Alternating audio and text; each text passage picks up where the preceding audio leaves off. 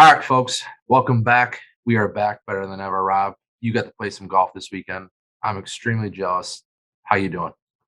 Good, good. Yeah, got to play a little Kankakee Elks Club yesterday. It was freezing the first couple of holes, but it definitely warmed up. The sun was out. Had to lose a layer or two, but yeah, it was nice to play there. It was. I think the South Side's going to really enjoy it. I forgot how fun of a track that is. Some challenging holes.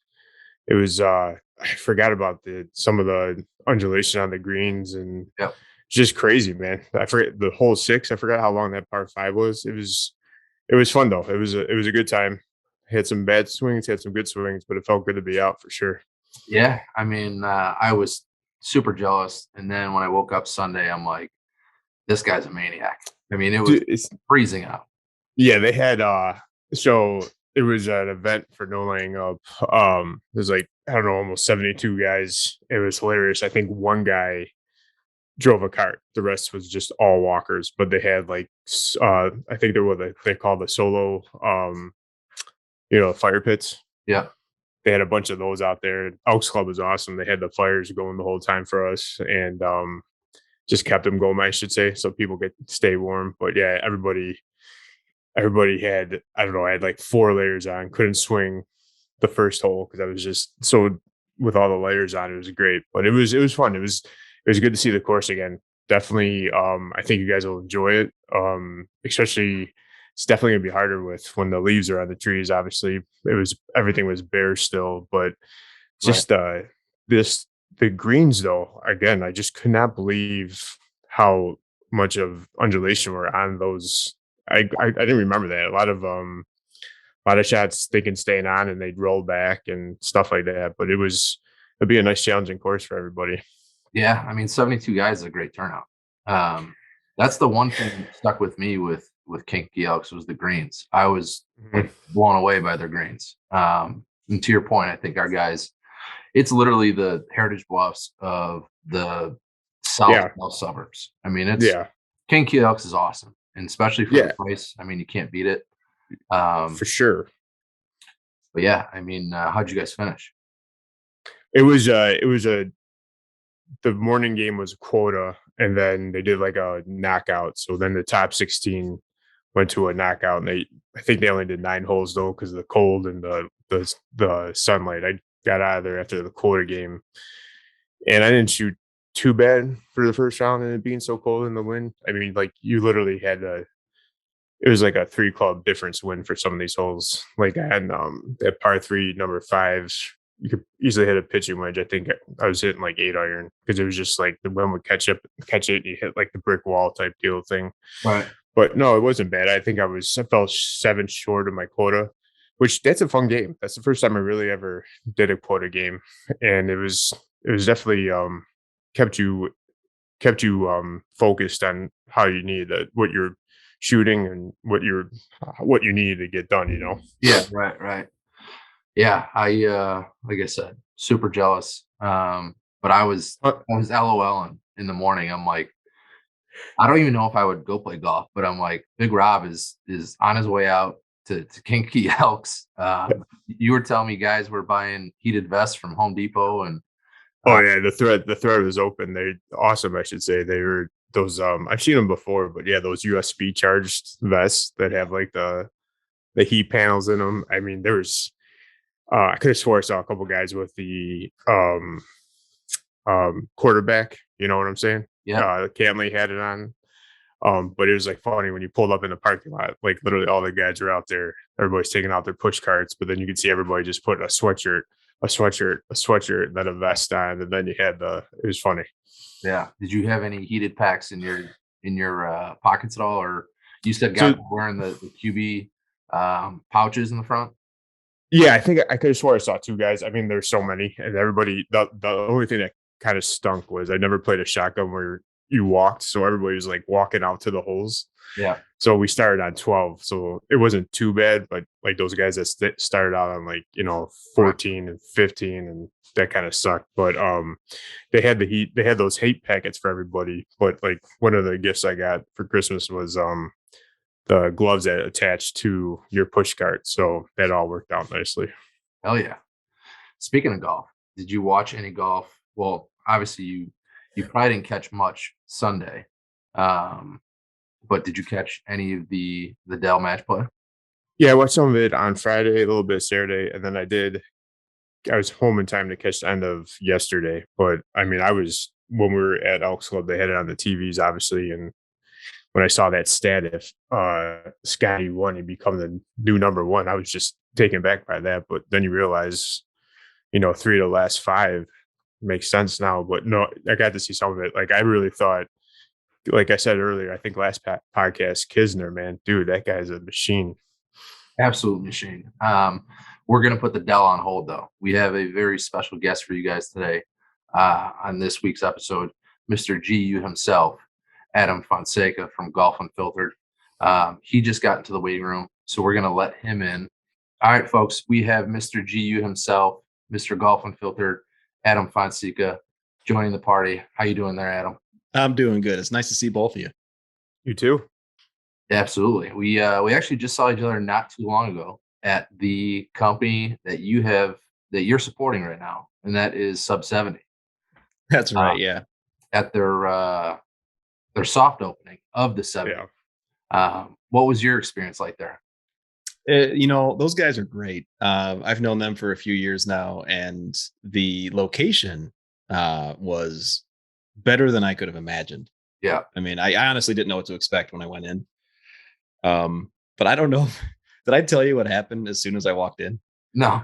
So I walk in, my wife and I we get there a little bit earlier than I thought we would. And so, it's about 6:45, things started at 7 or whatever it was.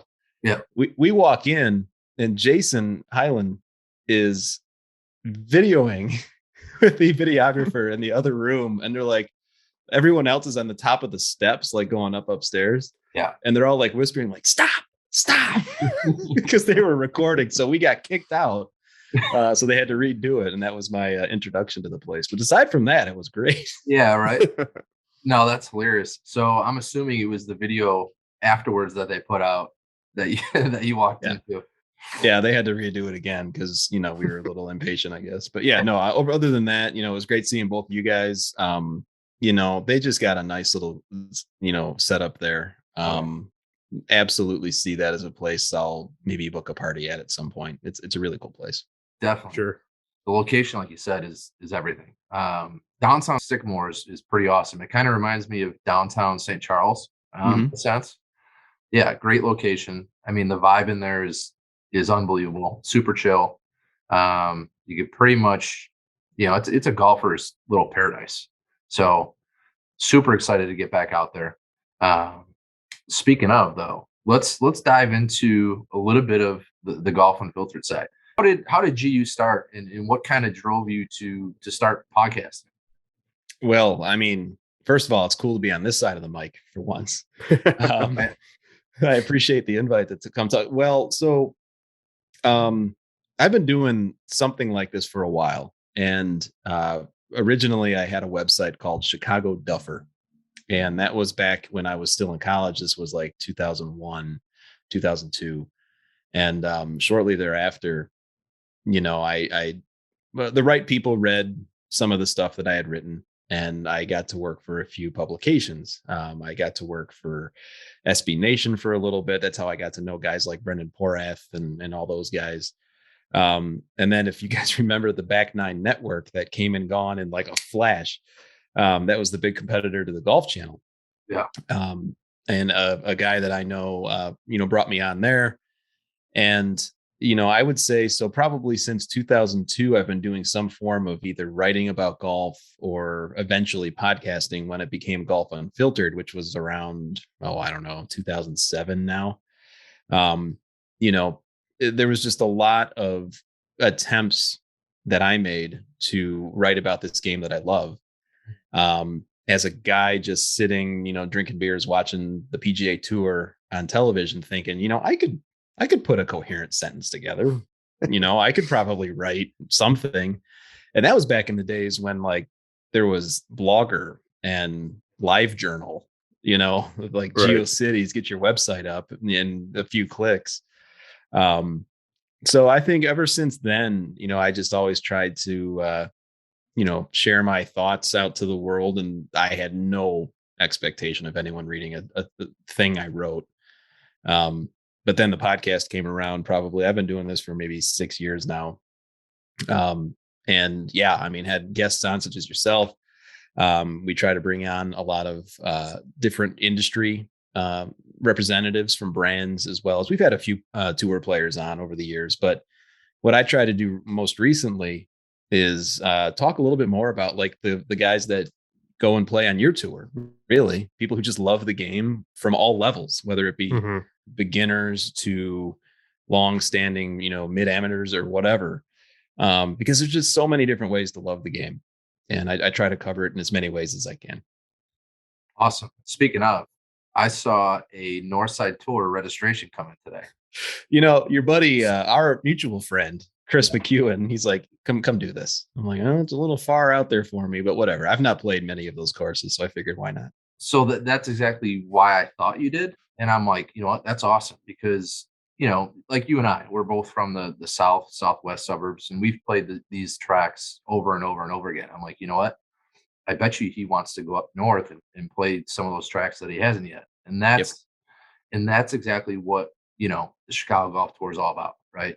Playing new courses, meet new people. Obviously, you already know Chris, but yeah, I was super excited to see that. I almost thought it was a typo at first, and then I'm like, good for him. I saw that email as well. I was like, oh yeah, he's in. Here we go. Yeah. Yeah, I'm excited. I've only played Thunderhawk, which I love. Yeah, and I was looking at the schedule because you guys know, I played last year in the Southside Tour, and you're right. I had played most of those courses before, which I love playing the courses I like, but sure. I also felt bad because Chris lives in the city and he's always driving down here to come play. So I figured I'd toss him a bone and go up there. Yeah, that's a good friend of you. You're gonna love a lot of those tracks up there. Thunderhawk's a real treat. Will Met, your guys' Masters is supposed to be unbelievable. They just had a reno, but you still have your staples up there, the Stonewalls and the Preserves, and so yeah, I'm super excited for you guys to play those courses. We'll have to both get out and join you guys. There's a couple on there that Rob and I already targeted. Shepherd's Crook being one of them. Oh, nice. Yep. Yeah, hear nothing but phenomenal things about that. But going back to podcasting, so your newest venture, which we also discussed the other night, and I absolutely love it. I'm such a junkie. I told you this. I'm such a junkie for like super dark, true crime, mystery, and that's exactly what your new podcast, Golf Stories, The Secret Tour Pro is. And the production behind that with Chris McEwen and just the way that you guys are able to captivate the audience and kind of draw you in, but then kind of leave you hanging until the next episode is unbelievable. So talk about a little bit about that and how that, kind of all transpired over the years. Well, first of all, thank you. It was funny. So when we were at the 70 and you were talking to me about the podcast, my wife was there with us, and afterwards, after you said what you said, which was really appreciated, she just looked at me and she said, look, people actually like what you do. So yeah, I really appreciate it. But anyway, the podcast itself is you hit the nail on the head.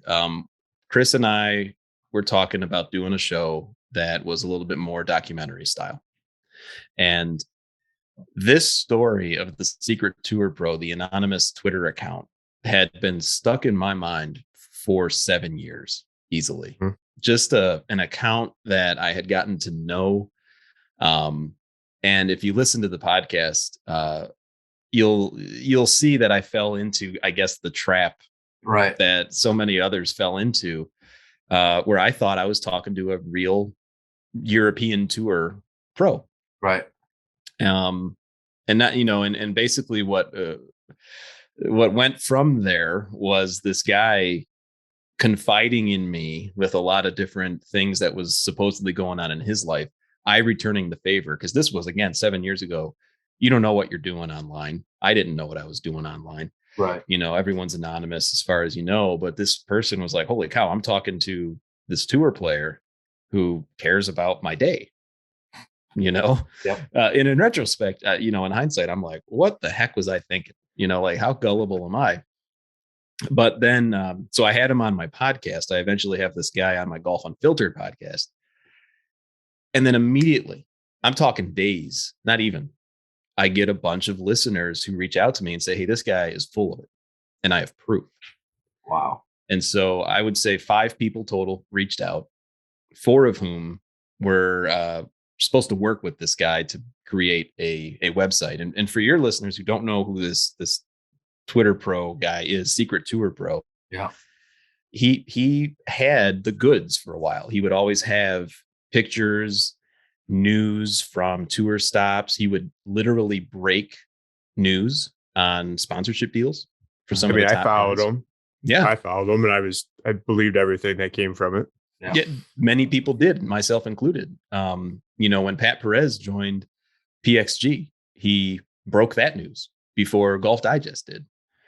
And so to get to know this guy a little bit, I'm like, holy cow, I got an in, like this is going to put me above all the other sites. Cause at the time I actually cared, I wanted to be known for whatever. And nowadays, not that I don't care now, but it's just a different, you learn as you go with anything that you do in life. And in speaking to these listeners that reached out to me, I realized that I got off easy. In regard to promises that were made to them from this account. And there were a few other stories that didn't make the podcast that I couldn't verify, but some got very, very dark. And and so it's a 5-episode series. You can binge all of them right now. Yeah. It is the hardest thing I've ever done because you have to script the entire thing, read it, say it, listen back to your voice, which as a podcaster now, you realize that's the worst thing in the world is listening back to how you sound. Yeah. And I couldn't have done anything. And I couldn't have done this without Chris. I mean, his production talents were off the wall, just good. And I said, hey, I want it to sound like cereal. Yeah. I told you. Yeah. Yeah. That was the one thing because I've listened to it twice. So on the way, I was at Kankakee Elks Club yesterday. So on the way back, I listened through all 5 episodes again. It was just, I feel like it's Netflix, right? Where you can just binge it one right after the other. It's just continuous. It was awesome. I guess I had one question to you was like, how long did like one episode take to, how much time did you guys put into that?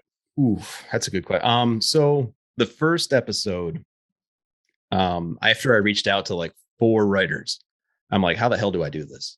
Mm-hmm. I would say that in total took about 4 hours of pre-production and then another 2 just me doing it. Cause I actually had to go back to all the interviews that I had saved. Thank God I saved them. Right. But then I had to reach out to these guys again and they all agreed and they were all in the UK. Mm-hmm.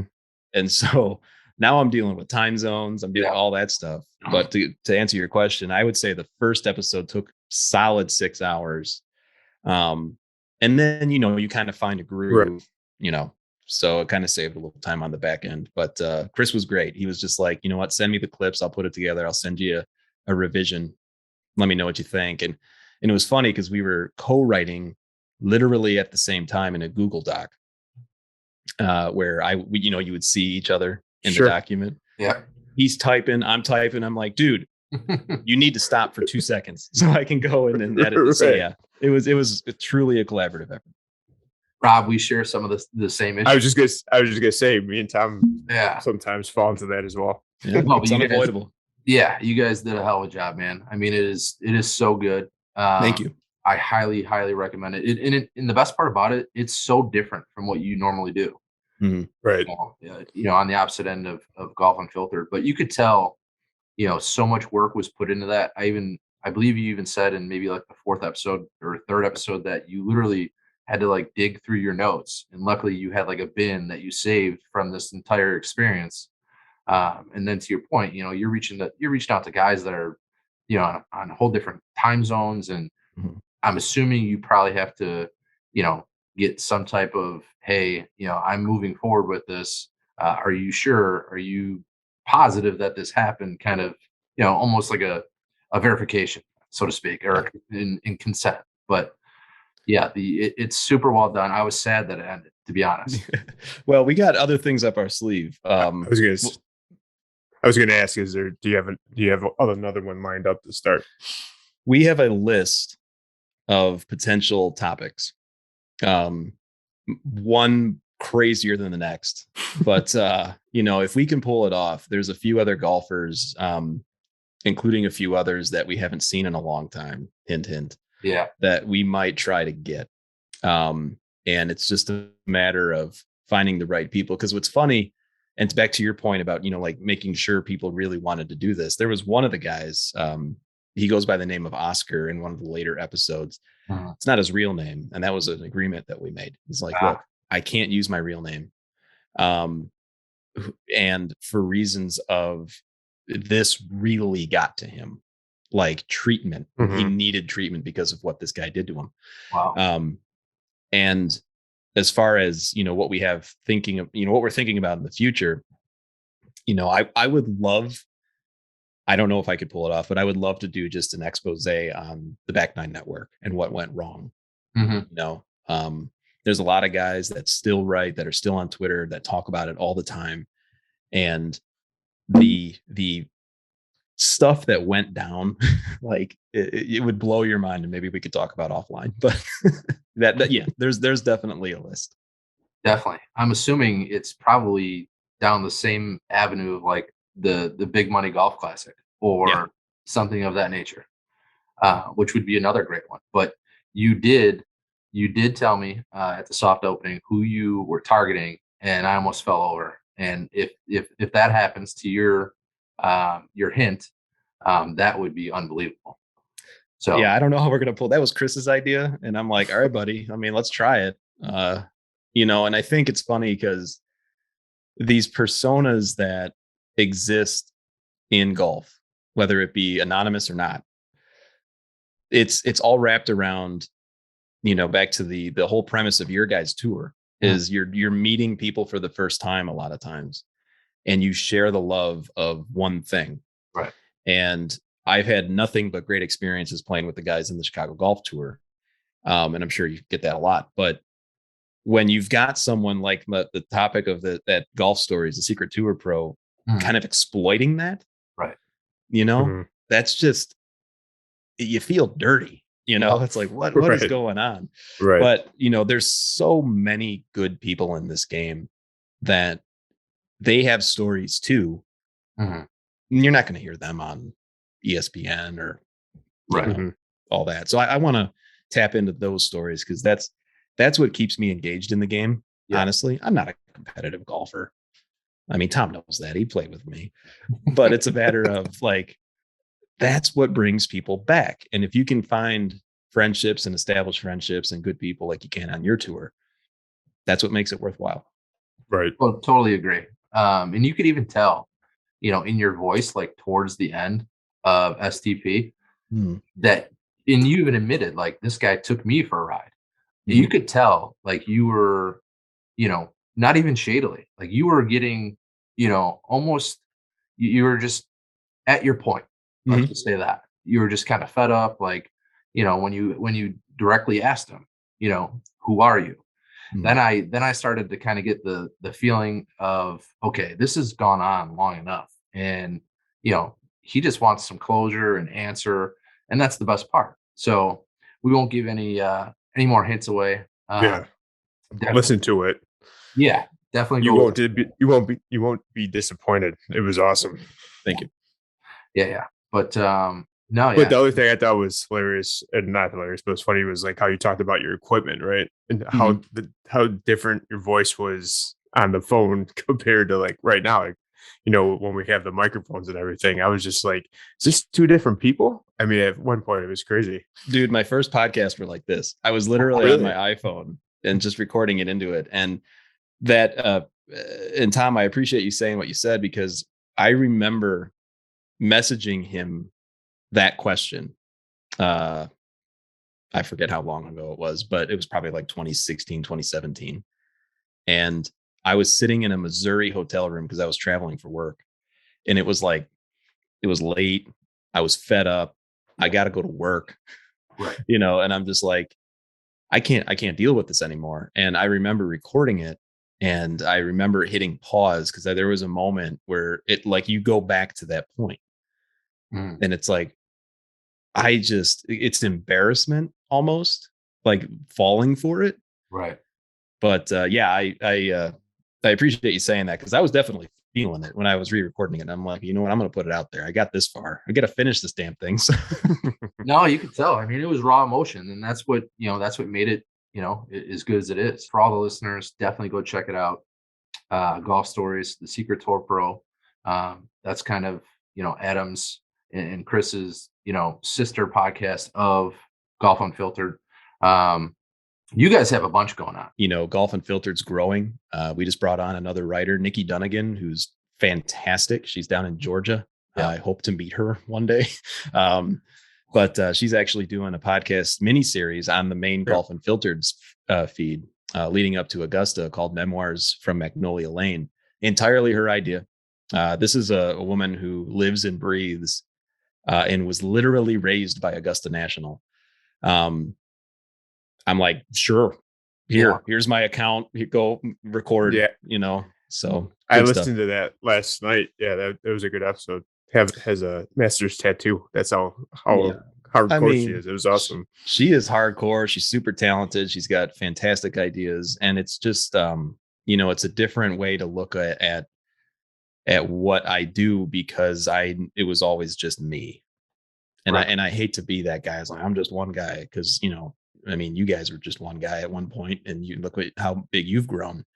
But to have a partner in that way, like you guys I'm preaching to the choir. To have someone even to bounce ideas off of is invaluable. Right. It's great. Mm-hmm. Absolutely. Speaking of the Masters, do you think Tiger's coming back? Listen, I'm going to tell you something. So I know traditionally he usually waits late, like real late, to say if he's not going to play. Right. The short answer is yes. I think he's playing. I know nothing more than anyone else. Right. But the fact that he's walking every day at Medalist. Yeah. There you go. The fact that he's now at Augusta, from what I heard, and he's walking there. If that man can walk 4 days in a row playing golf, there's no way he's missing this. He's not going to just choose to sit out. That's what I truly believe. He may make that decision, but I don't know. Because it wasn't Andy this morning at Shotgun said you usually ride Medalist, but if you're walking Medalist, it's definitely means something. Yep, that's 100% true. He was dead on with that too. He's out there with Joey. Yeah, right, exactly. Yeah, Joey came out. Yeah. I think he's going to play. He's already said that he's going to pick and choose his spots, right? Which I only kind of believe. But this is his spot. Like, this is he's said it many times. This is where he wanted to play his best golf. Right. And so, yeah. I totally agree. We talked about it a while back. Rob thought and honestly, it was kind of just off the hip. But I was like, yeah, I think he's going to be back for the Masters. Rob's like, in this year. And I'm like, yeah. And he's like, no way. So when this came up, I'm like, dude, he might be ready. At least he has the intentions, right, of playing. I think he's just trying to figure out if his body is physically able to. I think he will, no matter what, but if his body shuts down, that's when I think, he'll decommit or pull the plug. But unless that happens, I think we're going to see him in a couple weeks. And if he comes to the first tee, that place is going to explode. Dude, I threw money on him. Yeah. I was like, hey, he was like plus 4,000, which, by the way, he's like the same odds as like Louis Oosthuizen. Yeah. It's like, come on, this guy almost lost a leg, right, beginning of the year or whatever it was. He's literally played in the PNC and that's it. Yep. And he's, only plus 4,000, which is, it's crazy. And yeah, whether he contends or not, I'm sure he will. Maybe not through the entire weekend. Hopefully that's not the case. Hopefully he's there, come day 4. But just to have him back in the game is truly remarkable, especially with, like you said, what happened less than a little over a year ago. But What's your stance on his little brother Phil? I love how you just slip that in. Phil, I had Will Bardwell on my Golf Unfiltered podcast not too long ago. Yeah. And he wrote a fantastic article, Blind Men in Blood, on his lying4.com. Will, thanks. I'm dropping names like crazy. I apologize. But he talked a lot about Phil's typical MO, like everyone loves the guy. Everyone loves him when he's inside the ropes on the course. Off the course, maybe not the best person. And to leverage using his words, to leverage this situation with the Super Golf League and now Live Golf Investments or whatever it is. Yeah. You don't do that. You don't do that to the league or the association, league, the PGA Tour that literally made you. I don't understand what he's trying to accomplish going about it this way. I'm not saying that the PGA Tour is perfect. Right. Far from it. Far from it. Which, by the way, that's one of the other things on our list for another podcast, particularly the Player Impact program, or the PIP rather. Yeah. The PGA Tour is a nonprofit that, if you follow where the money goes, yep, it is not a good thing at all. Yeah, Phil chose a certain way to shine a light on that. I don't think he thought it through enough. Mm-hmm. I don't know anything different. I would guarantee that he's currently suspended. Right. To not have him at Augusta, that was a little bit of a shock. Mm-hmm. But all of that aside, this is still a player that has brought enjoyment for people, fans of the game. Right. You hope he's okay. Mm-hmm. He's got a family. Right. We all make mistakes. Right. Speaking of the PIP, we'll dive into that real quick. Do you think that was created solely to keep players from going over prior 100%. to? Yeah, same. 100%. I've heard some outlandish things. And screw it, I'll go on the record. I don't care. I've heard that Rory wins the next two. Yeah. I've heard that it's already predetermined. Oh, wow. I've heard all of these things. And then once you hear all of that, and I don't know if that's true, probably isn't. But then you pay attention to how it's determined. Mm-hmm. And you pay attention to the players that the PGA Tour Twitter account is featuring. Mm-hmm. And it's like, that's interesting. Right. Why did he just play golf, the One Club challenge with Barstool? Yeah. Right. So then it's a matter of, okay, are we just conspiracy theorists now and all that? But, to directly answer your question, it was 100%. It was throw him a bone, stay here. Tiger's talking about loyalty. He owns that tour. Right. Yeah. He could be the commissioner tomorrow if he wanted to, Sure. So.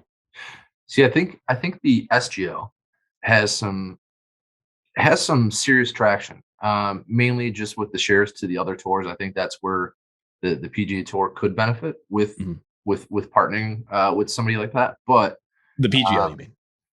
Yes. Yeah. Yep. Sorry. It just opens the door for a lot of people. Mm-hmm. So instead of I feel like the PGA Tour is, and excluding, maybe like the top 10 Corn Ferry Tour guys, it's just very, very concentrated to your 40 guys, right? Right. And going back, it's similar to the NFL. There's so much parity, at the top. Any one of those guys could win at any point. Look at Scotty Sheffler. I mean, he won a couple events and boom, now he's number one in the world. That could very well happen to a guy who's, kind of a no name right now on the Corn Ferry Tour. You're 100% right. I wish Kiz did. I had him at plus 6,500. But you're 100% right. I mean, the parity's there. Partnering together always feels better than, Greg Norman doing what he's doing because he's still butthurt about the World Golf Championships years ago. Right. That just doesn't feel right. And, that's taking, not even talking about where the money's coming from. I think, the fact that the PGL is even considering let's work together is a really good move. Yeah, 1,000% agree. We'll see. I think it's happening a lot faster than we think. I think probably in the next couple of months we'll get that answer. But it's exciting to kind of see the PGA Tour open to other ideas. If it actually does grow the game, then yeah, absolutely, all for it. Yeah, I don't know. I think it just the whole Super Golf League or Live Golf, it reeks of just competitiveness and not the true nature of the game. You know what I mean? I know that sounds so corny, but I mean, Greg Norman's just trying to do this as a big FU to the tour. And it's like, that just feels, I don't know. If the PGL was going, probably I would go. Speaking of, what are your golf plans and what is your schedule? Obviously you just joined the Northside Tour, but aside from that, do you have any golf trips lined up for this year or anywhere in relatively close proximity that you plan on playing this year? So my buddies and I, who I played golf growing up with, we all turned 40 this year. And we were thinking about in May going down to Kenyatta. We got a buddy that can get us on there, and we were thinking of that. We've also been talking about Pebble. That's nowhere near here, but that might not happen. But we were talking about that too. So it's a big golf year for me in regard to let's just spend some money and actually have some experiences. And and I include you guys. I'm not just feeding you a line here because I'm on your podcast, but I include the courses that we were talking about earlier in the North. I've never played them. Yeah. So that's all a new experience for me. And I'm sure there's some listeners hearing this that, probably relate, or I would hope. You can go to a course. You don't have to drop a lot of money to have an entirely great experience because it's new. Right. And that was a promise that I made myself even last year was I just want to play more courses. Yeah. But as far as trips go, we were definitely talking about Kenyatta and then maybe another one. We threw a lot of names around because we drank a little talking about it. Right. But we have a tendency to do that sometimes. We appreciate you coming on. Obviously, we'll play some golf this year and hopefully get up to some Northside Tour courses. And if not, I know where to find you. Usually at COG. I was just gonna say that. Yep. Yeah, but again, we appreciate it. Thank you. Thank you. We'll get out there and have a couple drinks and play some holes this year. So thanks for coming on there, Adam. Yeah, and you guys keep this up, man. You guys are good at this. Keep it going. It's a great addition to the tour, and keep doing the tours like you do. It's the best thing in Chicago golf right now, and I mean that wholeheartedly. I appreciate that, man. Appreciate that. Thank you very much. All right, folks. We hope you enjoyed that interview with Golf Unfiltered, Mr. Adam Fonseca. Rob, what a hell of an interview. I mean, yeah, that was awesome. You could tell Adam's been doing this a while. A lot longer than us. Yeah, a lot longer than us. Just so easy to talk to. Such a great dude. Everything that they're doing with Golf Unfiltered, Golf Stories, the Secret Tour Pro, now with Nikki Dunnigan. It's awesome, man. It's super cool to see. Super excited for him. And like I said, I mean, what a great guest. Yeah, it was like I said, that the Secret Tour Pro podcast is awesome. So go check it out for sure. It's very, very, very good. If you guys, so I'm the kind of guy who my wife wants to watch nothing but comedy or like, rom-com on Netflix, and I'm asleep within 10 minutes. It doesn't get my attention. I need something dark. I need some kind of serial thriller or mystery, and Golf Stories, the Secret Tour Pro is exactly that.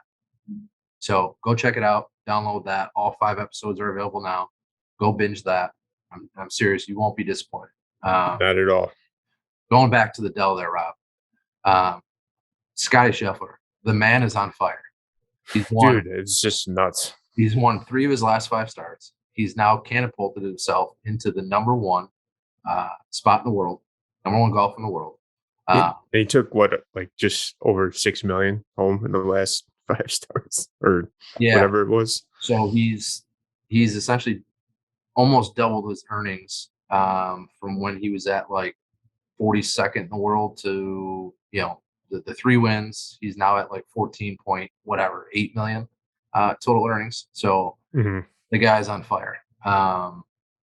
That's awesome to see. I'm a big softie too. I like seeing his dad's reaction afterwards. That was really cool. Yeah, I love the fact that he told what's her name? Hey, can you just give me a sec? Right. Let me, kind of take this all in for a second with my family.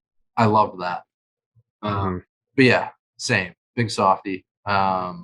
Super cool to see him win again. Unfortunately, Kiz didn't get it done, but as always, he was a great competitor. I believe he just said, I didn't have my best, and you know, unfortunately, that's what happens sometimes out here. And Kiz was Kiz was definitely, very pleased with the second place check. Oh, So I'm sure. yeah, Right. but overall, love match play. I love that you get to see just about every hole. There's not a whole lot of jumping around, obviously. Um, I think Friday is awesome. I think Friday alone, when there's just a ton of matches going on, they tend to show, more holes from that match than say your normal stroke play. Right. So I really enjoyed Friday, enjoyed the weekend I mean overall. that whole ESPN plus, PGA Tour live coverage, how you got the pick, you could jump back and forth was perfect for match play too, seeing the different matches Yep. play out. Yep. Similar to, the Masters where you could kind of just pick a hole and hang Right. it. Um, Speaking of Masters, Rob, next week we're going to break down the Masters, and it's going to be a hell of an episode. I'm Hopefully, just there's maybe some new news or updates on Tiger, whether he's officially playing or if he's decommitted. We won't know. But next week we're for sure gonna break down the Masters, everything that goes into it. But until then, we're gonna move in to the Valero Book It with T picks. Are you ready for that? Yeah, what does he got this week? T's got his long shot, Cameron Champ, 150 to 1. Next, he's got Charlie Hoffman, 80 to 1. Then moving forward, he's got Mr. Palmer, 66 to 1. And then he's got Doug Gim, 66 to 1 as well. And his favorite to win the Texas Open is Abe Answer, 22 to 1. And you could book it with T. Answer played good this past weekend, didn't he? Yeah. Yeah. I forget. I was trying to remember who he lost to. Uh, Was it Kids? I was going to say, I think he ran through Kiz, but I'm not positive. But yeah, he's always been around. I feel like he has a very similar game to Xander, just not as profound. But like, I feel like he's always hanging around at every event he's in. Mhm. So, but yeah, the Valero will take us right into the Masters and your boy defending champ Jordan Spieth at Oh, that's right. I forgot. That's where Valero. he won last year. Oh man, you're right. Yeah, not the Masters. God, I was gonna say, yeah, he got back on track last year. You're completely right. You did. And then with what Rom not playing this week, Scotty will be number one, right? Going into the Masters week. So that should be awesome. Right, right. So, in some other new news, um, we have a very special announcement. We've recently brought on a exclusive CGT golf instructor, and that's Rati Tham. If you guys don't follow Rati on Instagram, definitely go do it. And that's Rati RATI_golf, and that's on Instagram. His videos, man, I'm telling you, are unbelievable. I've never seen a golf instructor be so creative and so informative in all of his videos. He, I, I'm telling you right now, I watched it a little bit Saturday and yesterday, head into the course, and I loved his chair routine for the hip, man. I Yeah. was like, all right, that makes sense. So I've been on Rati for literally like the last 6 months, and I just get consumed every time. One, because his videos are very captivating. They're easy to watch. They're very self-explanatory. They're not confusing. It's very straightforward. He's unbelievable. But that is our newest addition, and he's the exclusive CGT golf instructor. And he's out of Des Plaines, so he's out of Golf Tech in Des Plaines. So if you want to go see him in person, you could. How far? Yeah, you could certainly go do so. So check him out, and then we're going to jump right in to the top three, Rob. Are you ready? I'm ready. Are you ready? I'm ready. Hit me. I felt like, it was a good break last week, getting outside of golf, talking about the pizza. I felt like we should get back into the golf, especially with Masters next week. This one might throw you a little bit, but what are your 3 favorite holes at Augusta? I'm going to have to go with the 3-hole, number 12, par 3, number 16, par 3. No, sorry. I'm going to go number 8, par 5. Yep. The infamous dogleg left, par 5, number 8, and then 16 in the 1-hole. I like it. Yeah, I think especially coming down to the wire, especially last year with Tiger playing 16. I mean, you just never know. Once guys throw it on that backstop and it starts coming down, there's nothing better. Yeah. How about you? So I'm a big par 5 guy. So in the 3 holes, I like hole 2, pink dogwood, because I like how that second shot comes in and where the pin is set on Sunday, I believe, is the far right, where it can funnel in. Yeah. Because Louis had that 2, right? Was that a couple years ago? So I like that. I have to go with. Man, I just had it too. Shoot. Oh, I like Firethorn, hole number 15, because isn't that, I think that's the hole where when it was when Tiger won, they all hit into the water short, right, on the left hand side, if I remember right. And then my favorite hole is 12, Golden Bell, the par 3, because that always seems to screw people up, and that screwed up my man Jordan Spieth, man, that one year. So that was those would be my 3. That was the despise of not the despise, the downfall of Jordan that year. I know, to go back to back. Your number 2, you're talking about the one where Francesco hit it short. Yeah. Those are all good ones too. I mean, I'm impressed that you had the names too. Well, to be honest with you, I've been looking at the app the last week again, because next week is Christmas, man. Next week is freaking Christmas. Next week's your birthday. It's all, come on, man. Yeah. Unfortunately, I have some bad news about that. What's that? Well, my loving wife, she decided to pop up this idea of going to a bachelorette party that weekend, last minute. So what? Yeah, I'm still moving forward with the Masters party. Okay. It was always the Masters party, but okay. I'll have my daughter with me. So I'll have to be playing dad as well. That's all right. It's okay. But it kind of it changes things. So, we'll see how it goes. I don't think it'll be too bad. She's pretty good. She'll sit and watch golf all day. Sure. Right. Yeah, it should be okay. But yeah, we had a little. Wow, that just had to throw you for a loop. Yeah, I said, you know what? Why don't you go have fun? Yeah, I'm gonna be 36. What am I gonna do? Or just, like I say, save it in your back pocket for something down the road. You know that, big guy. Oh yeah, tit for tat, right there, man. That's right. So, but until then, Rob, we'll see you. We'll see you in the fairway. And actually, for guys that are already registered, go ahead and register for the CGT season kickoff. Get a scramble team together. Yep. Come on out, Masters Saturday. We'll be there. even guys that aren't. If there's anybody that's listening out there that's, you know, not a member, and you're still more than welcome to come on as a guest, or members bring a guest. But let's fill this thing out. Let's get a ton of guys out there and have ourselves a day. Have ourselves a day on Master Saturday, man. Let's do Right. it. But until then, Rob, we'll see you in the fairway. See you in the fairway, Tom. See you, buddy.